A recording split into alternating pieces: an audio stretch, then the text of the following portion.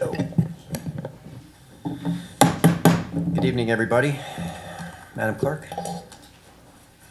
Councilmember Von Rudenberg. Here. Deputy Mayor Canestrino. Here. Deputy Mayor Sims. Councilmember Pataglia. Mayor LaBrus. Here. This meeting is being held in accordance with the Open Public Meeting Act, NJSA 10:4-6 et sec. Notice having been published according to law with a copy on file in the city clerk's office and a copy posted on the bulletin board in City Hall. Thank you. Would everybody please rise for the flag salute? I pledge allegiance to the flag of the United States of America and to the republic for which it stands, one nation, under God, indivisible, with liberty and justice for all. Okay, with that, we'll go right to the agenda, please. Yes, good evening, Mayor and Council. This is the Committee of the Whole agenda for April 10th, 2018. First, we have a presentation for the Main Street Streetscape Plan. We have Fran Reiner, our planner here, and Pete 10K, our engineer. I'll move.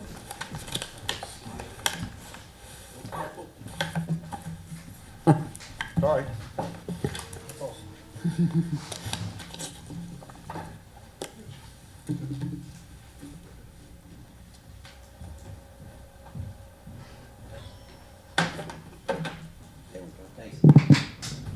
Mr. Mayor, members of council, thank you very much for having me here tonight. I'm here with Pete 10K from Boswell Engineering.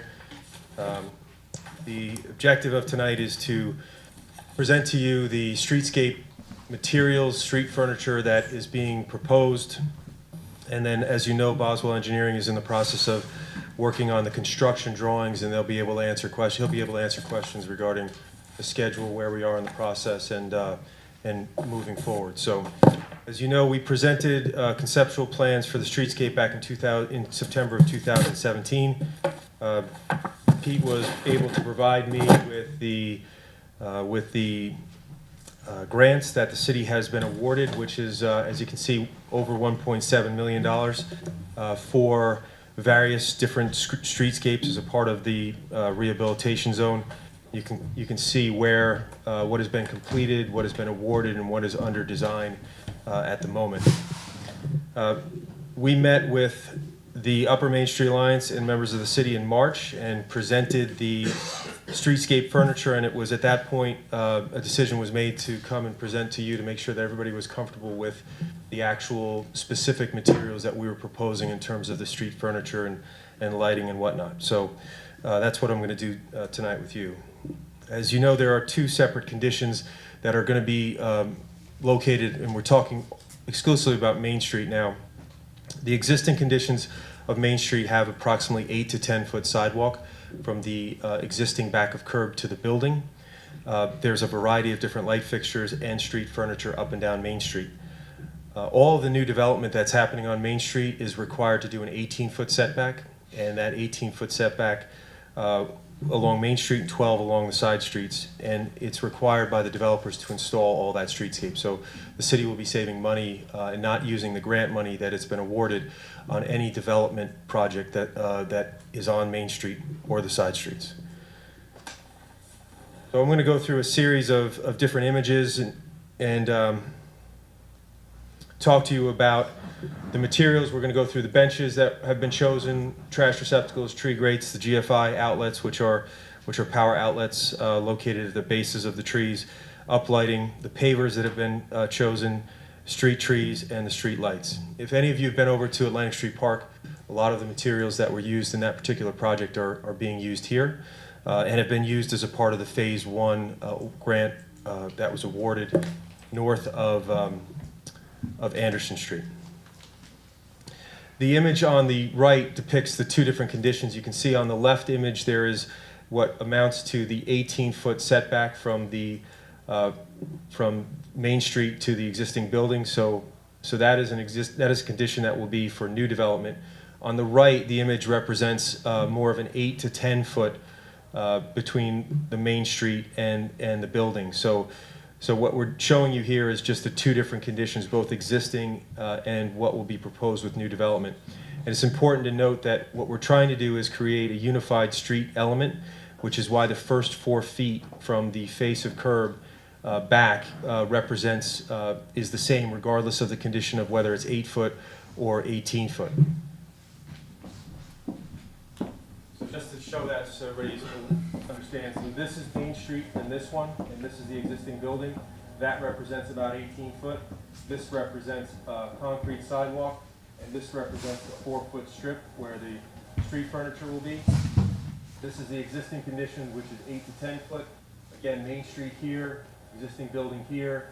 That represents concrete sidewalk, and that represents the enhanced paver, 4-foot paver strip. So we're going to go through a series of images to show you where these elements would typically be designed, and how they would function from a street perspective. So the benches, which have just been highlighted, you can see are designed between the trees. The trees are generally 30 foot on center. So the benches would be every other set of trees, and within the benches there would be a trash receptacle in between them. So you can see both a stock image and an image of Atlantic Street Park, which shows the existing bench that's being proposed along Main Street. The only difference is that we are going to be putting an arm in the middle so that it negates people from being able to sleep on the benches. So that's the only difference between what you see here and what will be on the Main Street from the benches. The trash receptacles, again, you can see in the bottom one is the trash receptacle that's used at Atlantic Street Park, and you can see the highlighted part. I'll just go back through it. So the highlighted part is the trash receptacles between the benches. Every other trash receptacle will include a recycling component. So every other one would have the 2 trash receptacles as a part of the in between the benches. The lights, which are the standard light, this again is a light fixture that is used, and you can see where they popped up there. So they are centered between the street trees, and they'll either be every 60 foot on center or every 90 foot on center. Boswell Engineering is in the process of doing a photometrics plan to determine and make sure there's enough light on Main Street, so that as a part of their design they'll determine the actual spacing. But the goal here is to center in between the trees within that 4-foot strip, and that they would be approximately 18 foot in height, pedestrian scale. The difference between what is shown here and what will be spec'd is that we will provide banner hardware, so there'll be short banners that'll come out, and we have some photos of that.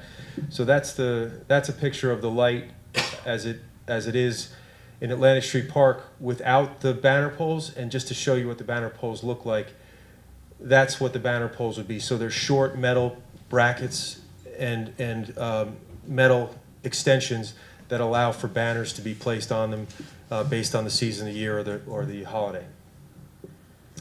There will be intended to be an outlet at the base of the light as well, and that'll be something that Boswell will determine if it'll depend on. I guess I asked, will it depend on whether or not they're purchased outright, or will PSCG allow it? You can do it either way. Okay, so there will be outlets at the bases of all the lights. There's still a discussion going on between Boswell and the city about whether or not the city will purchase the lights or whether or not they'll lease the lights. And I know that there was an analysis that was done. I don't think any determination has been made at this point, but those are the 2 options that the city has for the streetlights. The trees, which you can see will be spaced typically every 30 foot on center, will be, we've chosen Gladitia tricanthos, which is a honey locust. It will be a thornless and podless. It is a very common street tree. It's a very hardy, salt tolerant, wet and dry tolerant, works very well in urban areas. So we believe that it's the best species tree for Main Street. Like I said, it'll be typically, we'll try and design them every 30 foot on center. There may be some utilities that Boswell is working through, so there may be parts of the street that we'll have to determine if we move those or locate them in a different spot, but we're trying to do them every 30 foot on center. At every base of every tree, there will be, on Main Street, we're looking at a grate. You can see the grate on the bottom. That is a same grate, which is a Starburst series from Ironsmith. They'll be black coated and painted, powder coated black. And then at the base, you'll have a GFI outlet, which you can see on the upper left image. And then there'll be an uplight. The difference between the uplight that's shown on the image to the upper right, which is an uplight in Atlantic Street Park, is that we're going to look to flush mount these uplights into the starburst tree grate so that it won't be sticking up so that you can't hit it and break it. It'll be a light that'll be flush mounted with the grate itself. So each tree would have that component as a part of it. It's really important that we make sure that that we design a system that allows these trees to grow and survive and thrive. And if you look at some of the streetscapes that have happened in adjacent municipalities, Hasbrook Heights comes to mind. They put in those trees 4 or 5 years ago, and they've never grown. And so part of it is that the root system isn't allowed to grow. Part of it is that it's too compacted. So what we're looking at is a system that would allow for and this is a much larger vignette of what we're proposing, but it would really be the 4-foot width by 8 or 12 foot in length along the 4-foot enhanced strip, where you dig out and then you'd fill back in with appropriate materials, and then you put this system in that protects the roots from compaction with the paver system that goes above it. So we believe that this system will allow for the growth of those trees, and it'll protect those trees. So you're not going to be changing the trees every 3 or 4 years when they die. Some other furniture that we're looking at, and as I mentioned, Boswell's in the process of doing the construction drawings right now. So when they have those complete, I'm sure they'll come back and we'll be able to pinpoint where each one of these would be. But you can see that we're looking at the same type and style of the pole that is on the street lights that would carry through signage for stop signs, right turn lanes, street signs. And then the far right, we've talked with the Upper Main Street Alliance about allowing for some large banners that would be able to go across the street for festivals and events as in order to let everybody know that they're happening. So we're looking at a freestanding pole on a couple of intersections. We haven't quite determined where yet, that would allow a full banner to go across the street for those special events. We have determined that you're not allowed to provide banners across the street or lighting across the street on the street poles, on the street lights, so we're doing it on an independent pole.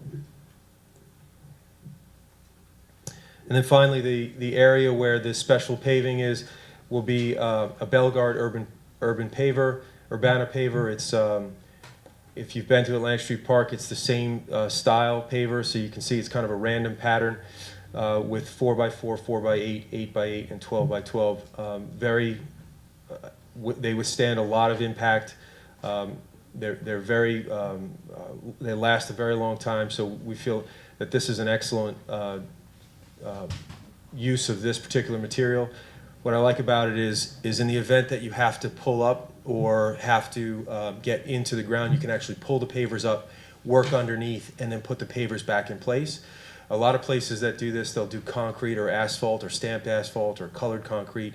And as soon as something happens in that area where they have to dig it up, the patchwork that is placed back on, of course, is ruined and it doesn't look like the original.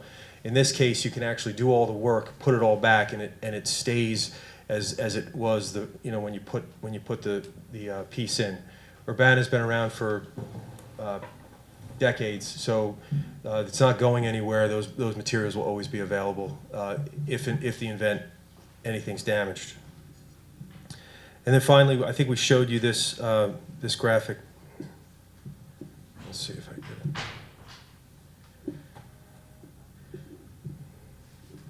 So as we presented to you in September, there's a couple of different options that we're looking at, and just to give some variety, you can see area 1, which would be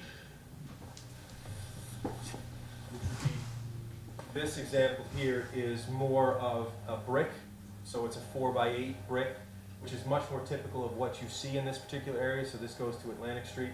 So what we wanted to do was provide, this is more of the historic area. There's a lot of older buildings here, so we believe that this pattern would work well with this particular material. What I just showed you in terms of the pavers, the Bellegarde pavers, would be in area 2, which is the whole length. This has been at the place we haven't really gotten to a point to design that yet. but it would probably be different than Area 2. And then Area 3, which is north of Passaic, is the same paver system, just a little variety of color, a different color for that particular area. Main Street is very long, and what we didn't want to do is just have one single color pattern for the entire strip, but we wanted to make sure that the first 4 feet are designed the same for the entire length, so that you have very unified streetscape up and down Main Street, all the way from the courthouse to Anderson Street, to past Sears. So those are the materials. I'm sure Pete can bring us up to speed on the schedule and where they are and what the next step in the process is.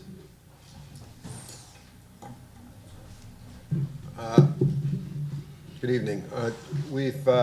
Since we've been authorized to start, we've finished our field survey of Main Street, the area under design. In about 6 weeks, we'll have plans to bring back to the administration and go over final design and location, everything, and get buy-in. And then we submit the plans to the New Jersey Department of Transportation for their review, because they have a collaborative review process. In the meantime, we've already been back and forth with the DOT on some of the federal paperwork required. They do an extensive environmental review, which includes the State Historic Preservation Office and other different environmental things, all part of the federal requirements. And that process has begun, and we're trying to do that in parallel, so there's not as much as we can to cut down on the DOT approval process. So once it gets to the DOT, we hope to have as much complete as we can, so they have as little comments as they have to, and the review time is as short as it can. But unfortunately, we don't have any control over the DOT and their process. But we're doing our best. We know the typical comments. We're trying to address them ahead of time. And the process has been a real collaborative effort between the city administration and Fran's office, Al, Main Street Alliance, and Dave Hayes we've met with even today about lighting on these fixtures. So there's a lot going into coordinating this to make sure it's a project that everybody buy into. So you have to entertain any questions you might have. First question I have is the traffic lights themselves. Those poles will match the motif of everything else we're using? They are powder black on Main Street. As far as the decorative part of it, I'll have to check. I'm not sure. I think that they were designed and spec'd prior to this whole street being developed. But they will be powder black. Okay. Questions?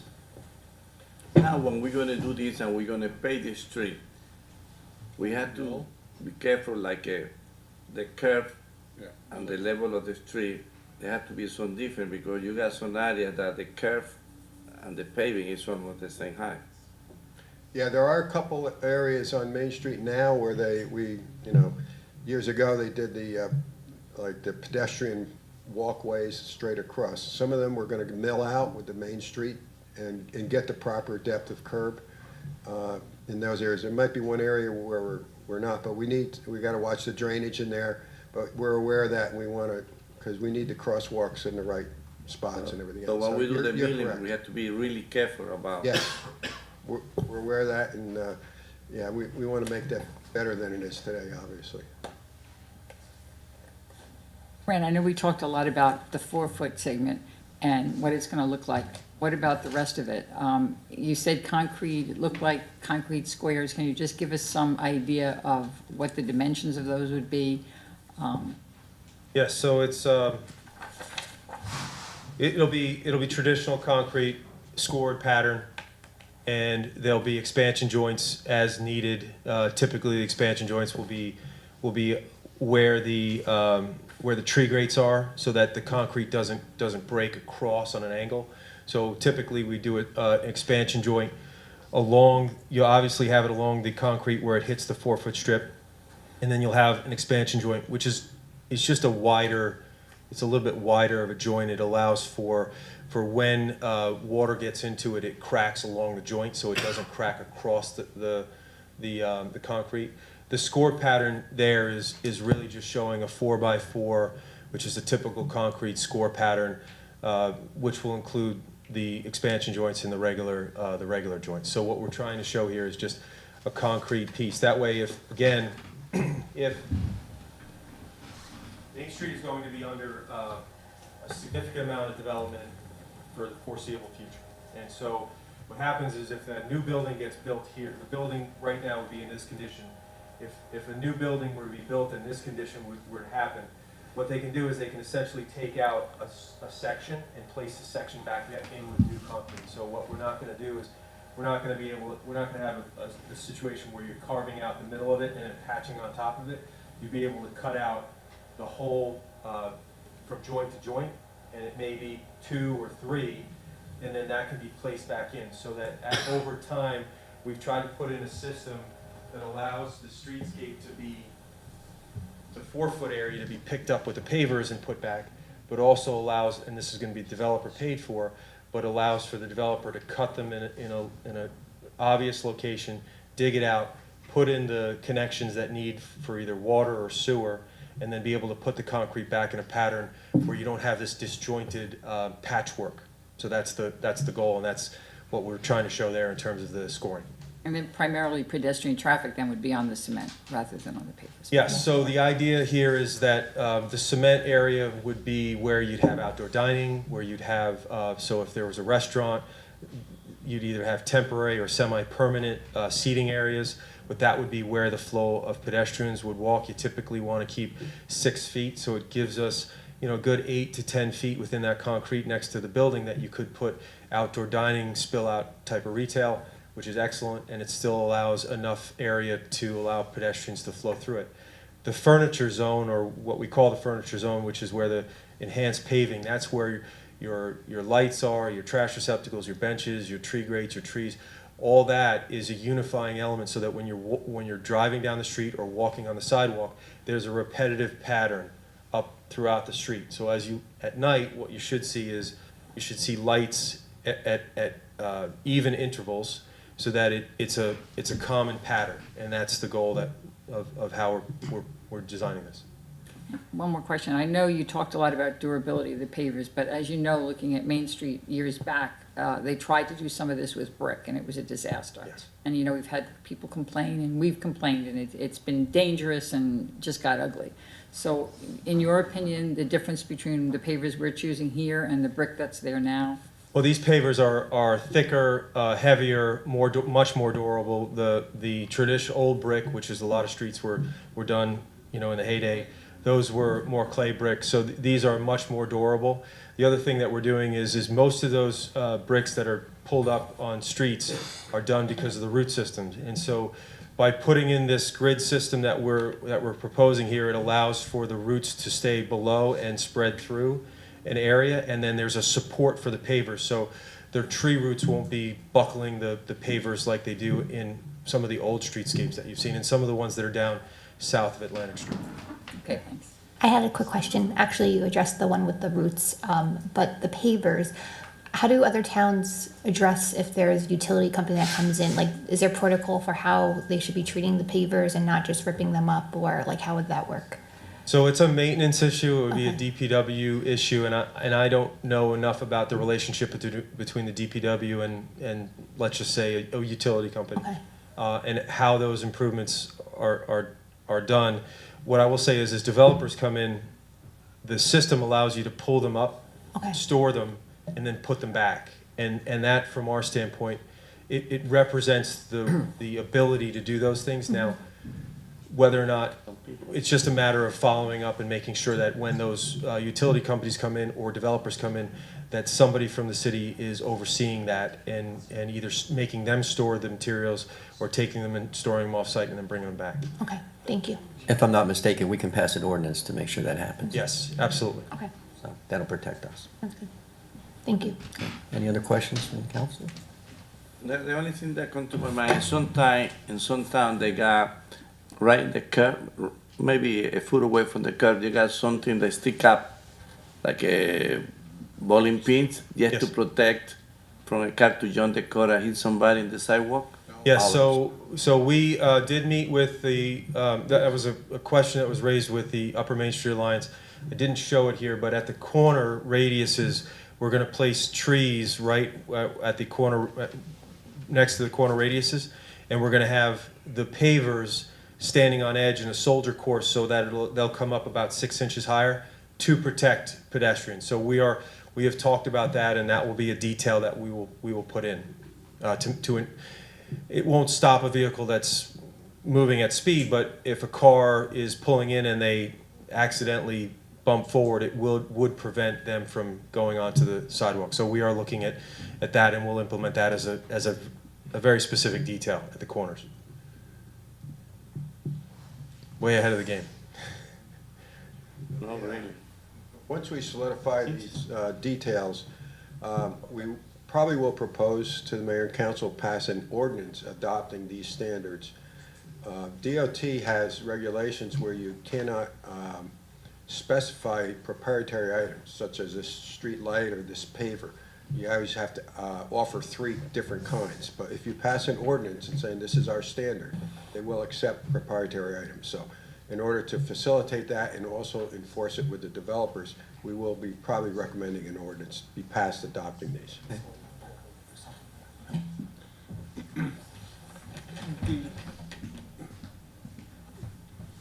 I think that at this point, because this has been discussed internally and externally with the council, I know that you folks are looking for some concurrence, approval, start out, go ahead, let's move. Does the mayor and council at this time have any concerns about giving approval to move this project forward, because they need to commence if that's the No, wishes I and think, direction of the council? I think I can speak for the rest of the council. We want this moving. You know, one of the concerns we have that was brought up in the past was the sewer separation has to also start and, you know, mesh in with this whole process so that we're not tearing up the streets later on. I know there's been discussion of laying the pipe ahead of time and then tie-in boxes or whatever for the sewers. I mean, if that's something we have to work out, we have to work that out. But we have to coordinate this so that it goes together, no doubt. But no, we need this to start. That's where the streetscape. The other thing that came up just in this conversation that Councilman Battaglia leaned over and whispered in my ear is that when they had that incident in New York City where the guy jumped the sidewalk and ran up the sidewalk and struck all those people that were in there, I don't know, and this is something that just came up, and do we put balusters at the end? Because if there's all those cars parked, you're not gonna be able to jump the curb to get to the sidewalk to get to the people. But at the very end of those intersections, if you had one of those balusters in there, you may not be able to jump that curb and get on that sidewalk. I don't know. We can look into that. I will say that the benches, the trash receptacles, the lights are all have footings. Right. So, and the trees, so You're not gonna get on it that way. The only way to get it is the end of the end, yeah. So we will look For at the drop, because that's where the We'll look at it. handicap drop, ADA, yes. You could bollard both sides of the ADA ramp. That would just, stop a car, if necessary. it's a shame you have to think about these things, but I guess we have to think about those things. As long as we're designing it and consider it. Just one other thing to keep in mind, that original cost estimate from Sussex Street to Mercer Street, which is the subject of the federal grant, was about $1.2 million to $1.3 million. We got $1 million in this grant. Our grants person is actively looking for additional funds all the time, so we're going to continue to build on this, and we've been pretty successful with the DOT local aid starting at one end, and I think $1.7 million says a lot for the cities toward this Main Street. It's I think that's something to be proud of. Yeah. And as I mentioned, the where development is happening, the developers are paying for the streetscape improvements. The city is not paying for that. Okay, unless the mayor and council have anything, I thank you both for your hard work and your efforts to make the city of Hackensack more beautiful than it already is. Could I will open this up to the public if there's any questions just relating to this project. If not, we'll move forward. Any questions from the public? Seeing none? Okay, move forward. Thank you. Thanks, Fran, good job. Thank you. Thank you, Frank.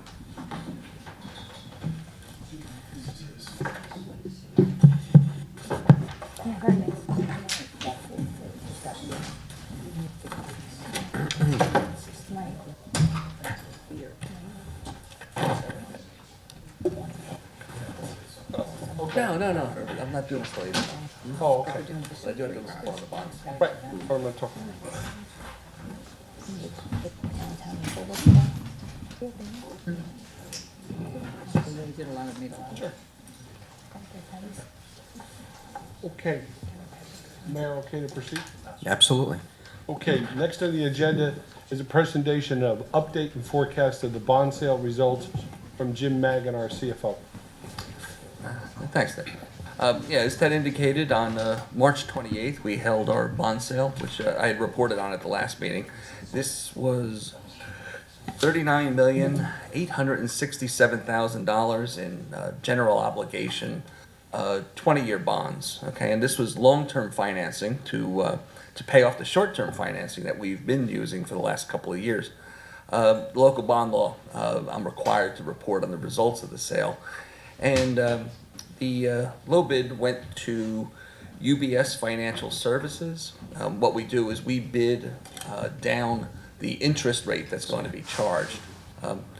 Bond sales are a little bit different than note sales, because what they do is you could charge different interest rates for different years, whereas a note sales 1 year we get one interest rate.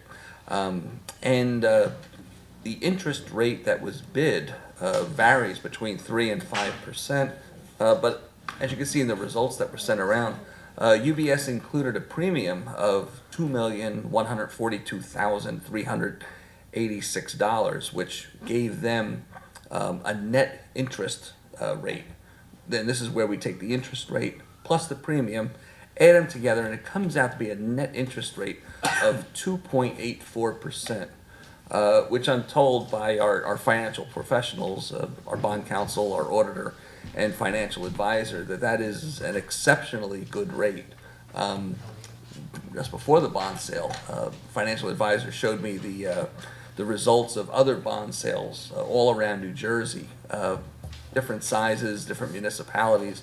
And honestly, I didn't see any in the last 3 or 4 months that were below 3%. In fact, with ours, we were a little bit worried. We wanted to lock in because we kind of projected that the interest rates are going to start going up. And sure enough, a week before we held the bond sale, the Fed met, and they actually did increase the interest rate, but it didn't affect our bond sale at all. What we do with this now is we have a premium of $2.1 million. Okay. And the financial advisor, then what he does is he takes that $2.1 million premium and applies it to our principal.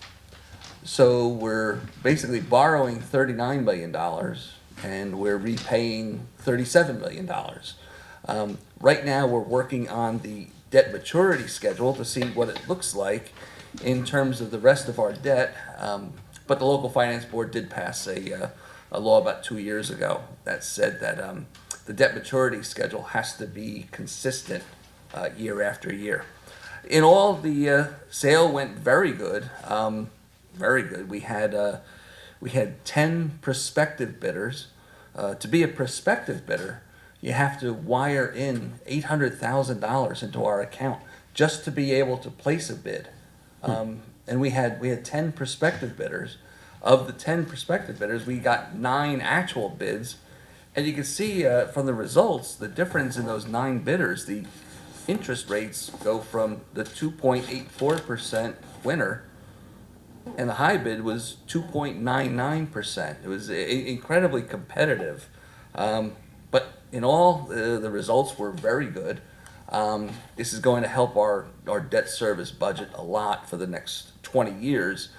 Not just in lower interest rates or lower principal rates, actually, but also in being able for us to be able to plan what our debt service budget is going to look like for the next 20 years. So, hey, any questions? We're happy to flag them, but all in all, it was a very, very good sale for us. Questions, council? Oh, good job, Jim. Thank you. Good job as usual. Thank you. At this time, I'd like to just announce that Deputy Mayor Sims has arrived in his seat. Thank you. Number 3. Okay. Number 3 is the noise ordinance amendment.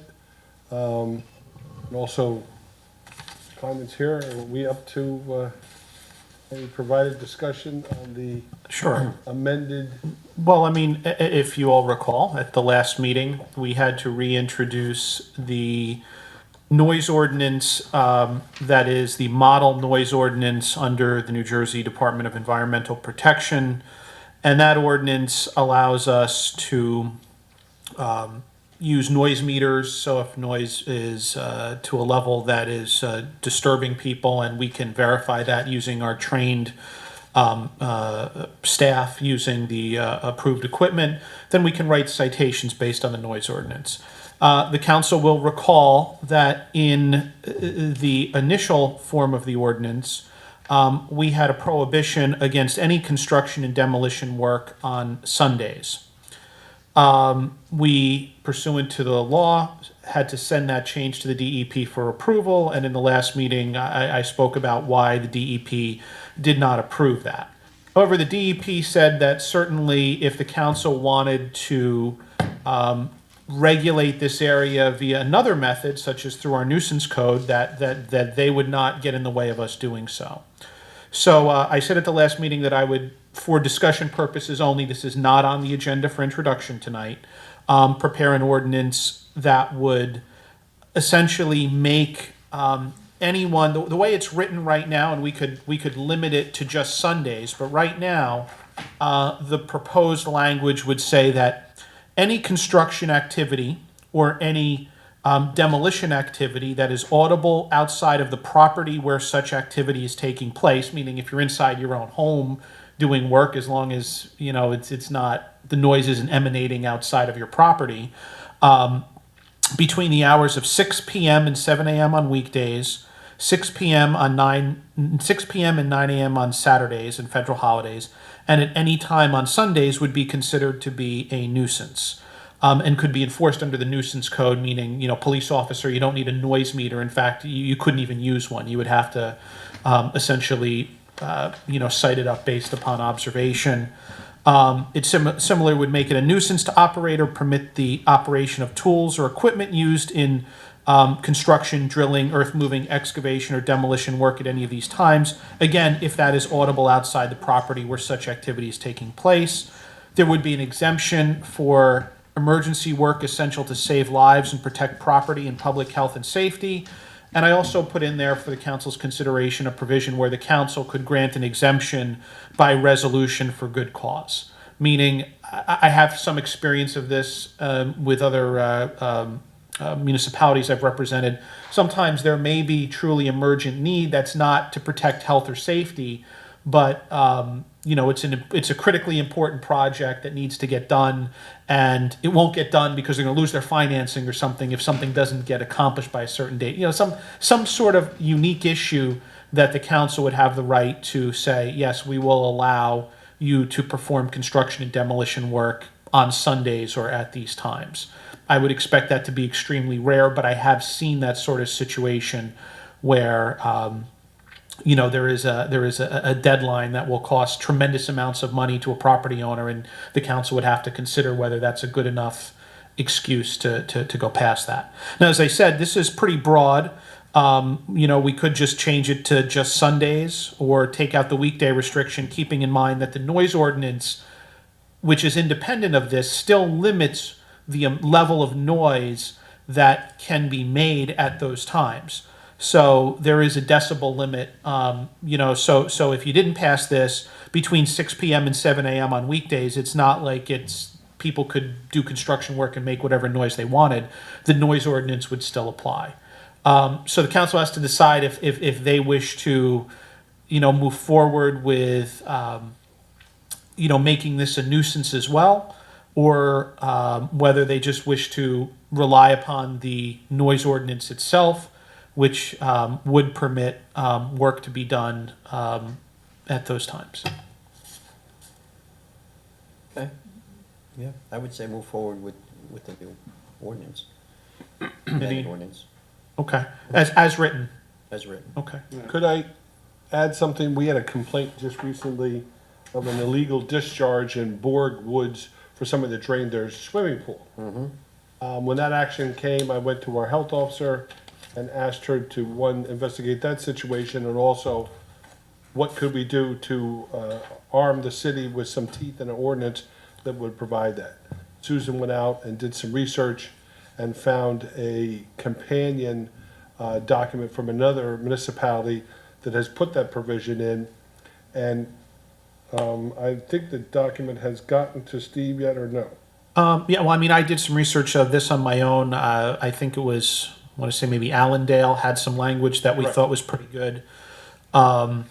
So we could certainly, add this in as another, into the nuisance ordinance, unless I'll have to look and see. There might be something that governs swimming pools. A lot of towns do have a swimming pool ordinance. I'm not sure if we do. That was particularly sensitive because the water was going into a vernal pond, which was in a protected Green Acres wetland with sensitive, Right. animal life and plant life down there. And I don't know what the chlorine content in that water going down into that pond, but, Right. it's a very, very, There's an eco balance that needs to be. eco balance that we have to keep down there. And it's very, very important to keep that. And by the way, it's not their proper, I mean, dumping pool water, you can do it, in most of these ordinances I've seen, you can do it on your own property, you can do it in a dry well, if you want to use that water on your own lawn, that's fine, but, it's not their land to be able to do that. So I also suggested that perhaps, somebody should reach out to the county about that and let them know. But I'm not sure it's, again, this is a report from a citizen, it's, whether that's 100% true or not, that would obviously I have saw to the be pictures. investigated. It's pretty true. I mean, it was running 100, 150 feet down the hill right into the pond and actually raised the level of the pond. Wow. Yeah. So I mean, so we could certainly, if we're going to, change that as a nuisance ordinance, we could certainly do that, but also take a look and see if we have something specific to swimming pools, because my research has shown that, many towns do have ordinances governing the usage of, swimming pools, commercial swimming pools, residential swimming pools. So we may have something in our code that it might slip into better, but if not, we can certainly make it a nuisance to discharge pool water on property that is not your own without permission, or to discharge it into a brook without, I think in Allendale, I think they say the limit's like, I want to say like 0.01 parts per million. 0.1 parts per million. Yeah. In their ordinance, it requires permission of the use of storm sewers or sanitary sewers must be obtained from the borough upon written application and approval, provided that the applicant agrees to regulations and reoccurring charges established by the Public Works Department. So basically, if you have somebody who has a pool, there's a procedure. They come in, they get a permit, they fill out it, we approve it. The Health Department does their due diligence, and we make sure that the homeowner obviously eradicates or resolves their issue, but the city and the ecosystem remains safe. I don't think it's a bad As thing, the owner, and I'm guessing it was a new owner there. my guess. Did we get a hold of them or? The Susan did the investigation. I don't have the final outcome. Let's see.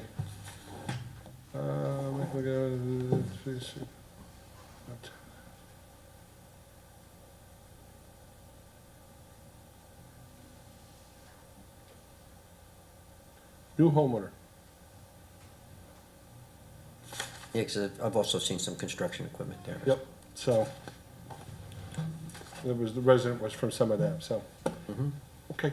All right, next. I got a question. Yes. If the person got the pool and when they discharge water for the pool, can he run a hose all the way to the corner to the catch basin? And That's what this provides for, getting approval for the city to make that discharge. Oh, Either right. the sanitary sewer or the storm drain, and we would help determine that. okay. Okay, So you say you help determine, you could say yes or no?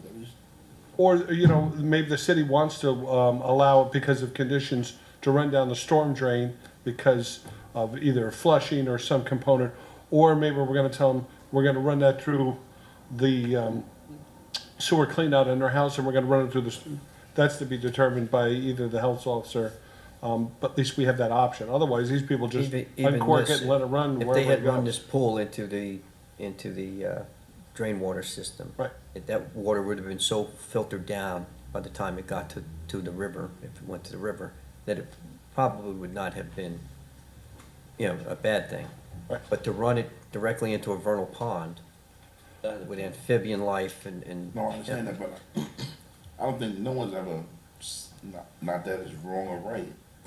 No, I think people just put their hose in the street and let it run down the Yeah, thing. right. I mean, that's, Exactly. That's what they've been doing in this city probably Right. for the past 55 decades. Problem is, Right. people don't drain their pools that often.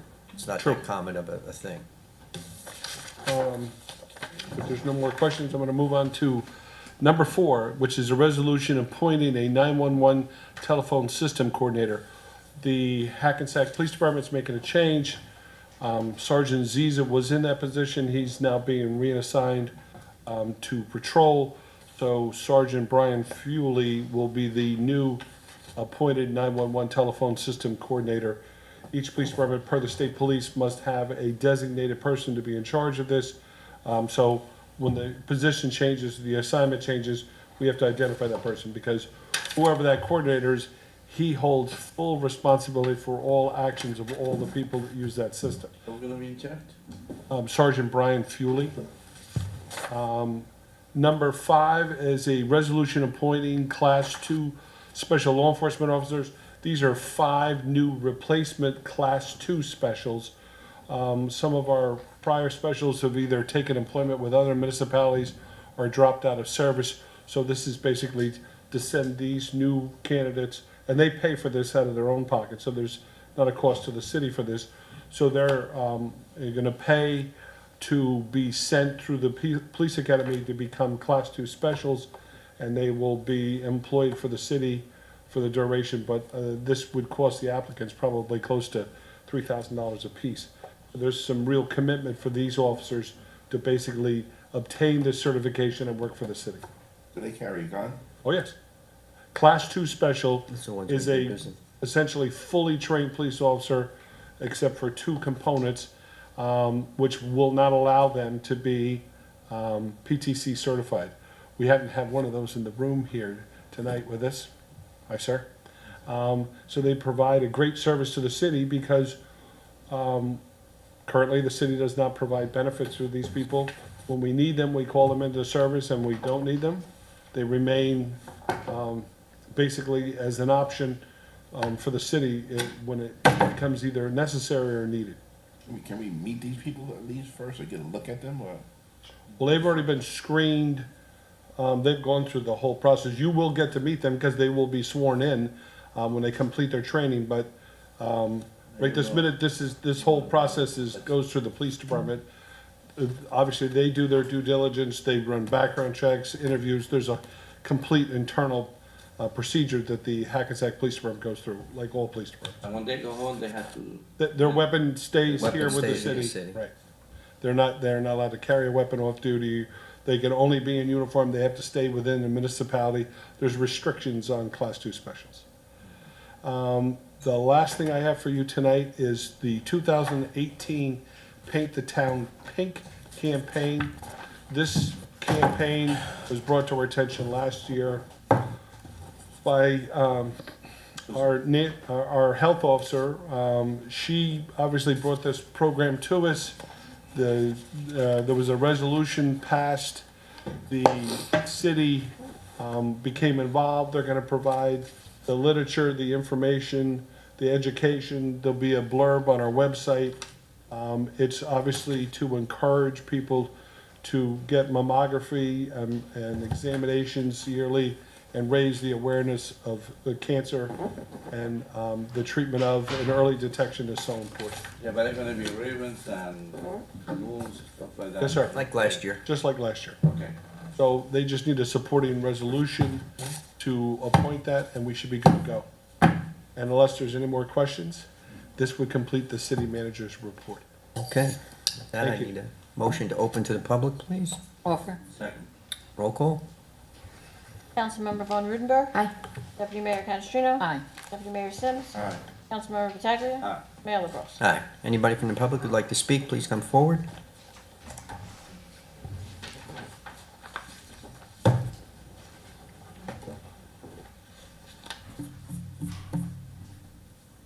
Salvatore Moretti, 197 Alpine Drive. I recall when I was presenting a matter to the United States District Court in 1961, I was concerned with regard to the nature of the administration of criminal laws, particularly on an international scale, having visited various countries during World War II on behalf of the Roosevelt administration. In the audience, I believe, was a fellow who has written extensively on criminal procedure. His work most famously is called From the Gatehouses to the Mansions. The gist of this is that the gatehouse is the entry to the criminal law. It is the police component through which the arrested party needs to wend their way into the final complex criminal justice system. I have done some thinking about Yale Commissar's work, and when I was at New York Law School, I was reading in the criminal textbook about one of the cases which the Chief Justice called me in on. It was Map v. Ohio. And the issue at that time was that I had met Miss Mapp when the case originally came up in the 50s, and it finally got through in the 61 period. I was living in D.C. at the time, of course, as a student of GW. And when I finally got to that case at New York Law School, I barely recognized Dollery Mapp's citation. So this has to do with a type of physiological issue, that is, a type of reminder which comes through media, through attention, and through simply being in a system which calls to attention that which is necessary. 312. I'll sign off now. Thank you. Mr. Moretti. Anyone else from the public care to speak? Seeing none, motion to close to the public. Offer. Roll call. Councilmember Von Rudenberg. Aye. Deputy Mayor Canestrino. Aye. Deputy Mayor Sims. Aye. Councilmember Pataglia. Aye. Mayor LaBrus. Aye. Need a motion to go into closed session. Offer. Second. Roll call. Councilmember Von Rudenberg. Aye. Deputy Mayor Canestrino. Aye. Deputy Mayor Sims. Aye. Councilmember Pataglia. Aye. Mayor LaBrus. Aye. Whereas the mayor and council of the city of Hackensack deem it necessary to discuss certain actions under section 7B7 and 7B8 of the Open Public Meetings Act, which pertains to matters falling with attorney-client privilege, ongoing litigation, and personnel matters concerning the employment of a current or prospective public employee. Whereas the mayor and council of the city of Hackensack is of the opinion that such circumstances may presently exist. And whereas the mayor and council wish to discuss the following issues: personnel matters, ongoing litigation, matters involving attorney-client privilege, matters involving the purchase, lease, or acquisition of real property, any pending or anticipated litigation or contract negotiations. Now therefore be it resolved that the mayor and council of the city of Hackensack deem it necessary to exclude the public from this discussion. The outcome of the discussion will be disclosed within 90 days, or at such time as the interests of the city do not require confidentiality. Steve? Yes, tonight I know we will be talking about the case filed by Mr. Murrell and Mr. Hall.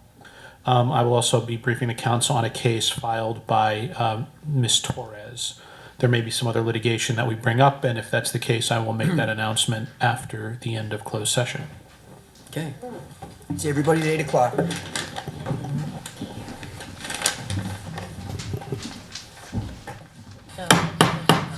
Cold in here, right? Good evening, everybody. Welcome to Hackensack City Council meeting. Madam Clerk, We need a motion to adjourn. need a motion to adjourn the council of the whole. Offer. Roll call. Councilmember Von Rudenberg. Aye. Deputy Mayor Canestrino. Aye. Deputy Mayor Sims. Aye. Councilmember Pataglia. Aye. Mayor LaBrus. Aye.